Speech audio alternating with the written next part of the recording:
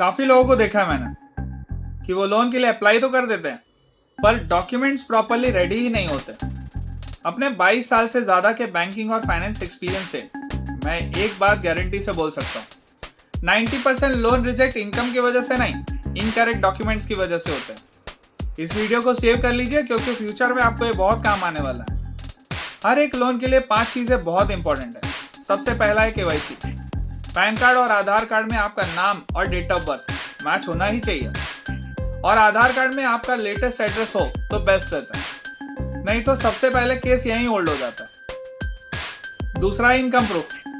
Job करने वालों के लिए सैलरी स्लिप और बिजनेस वालों के लिए ITR। जो भी आप अर्न कर रहे हैं वो क्लियरली पेपर में दिखना चाहिए। सैलरी अकाउंट में जो अमाउंट क्रेडिट हो रहा है वो आपकी सैलरी स्लिप से मैच होना ही चाहिए।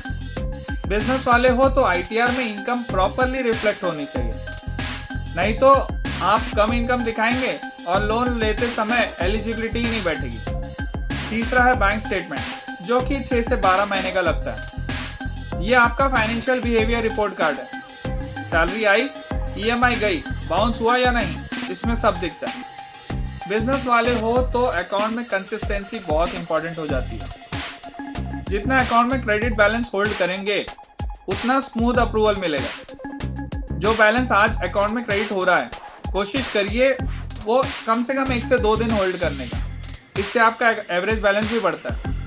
चौथा है आपके जॉब का और बिजनेस का प्रूफ। आप कितने स्टेबल हो यहाँ से ये पता चलता है। बिजनेस वालों को स्पेशली ध्यान रखना चाहिए इसका।